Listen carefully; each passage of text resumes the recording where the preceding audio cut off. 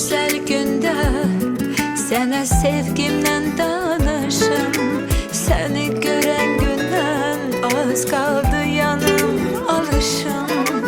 İndi mən xoşbəxtəm canım, səninlə xoşbəxtəm. Olmasın bir günüm sənsiz sevgilim. İndi mən xoşbəxtəm canım, səninlə xoşbəxtəm. Olmasın bir günüm sensiz sevgilim. Necə də şirindir həyat, bu həyat səninlə. Nə yaxşı ki sən varsan həyatımda sevgilim. Necə də şirindir həyat, bu həyat səninlə. Nə yaxşı ki sən varsan həyatımda sevgilim.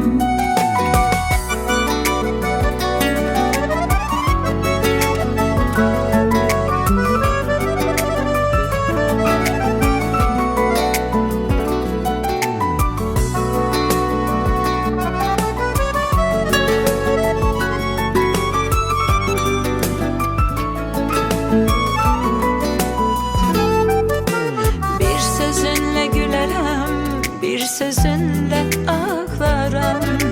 Terk etsen beni, bu kalbimi bağlarım. Bu sevgi nəğməmi oxuyuram mən sənin üçün. Ad günün mübarək canım sevgilim. Bu sevgi nəğməmi oxuyuram mən sənin üçün. Ad günün mübarək canım sevgilim. Necə də şirindir həyat, bu həyat səninlə. Nə yaxşı ki sən varsan həyatımda sevgilim. Necə də şirindir həyat, bu həyat səninlə. Nə yaxşı ki sən varsan həyatımda sevgilim.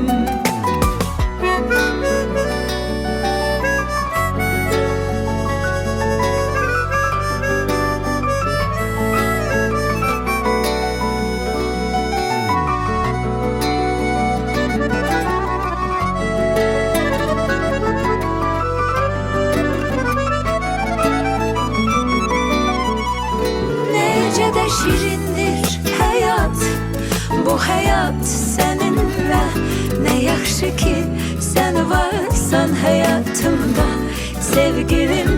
Necə də şirindir hayat, bu hayat seninle. Ne yaxşı ki sen varsan hayatımda sevgilim.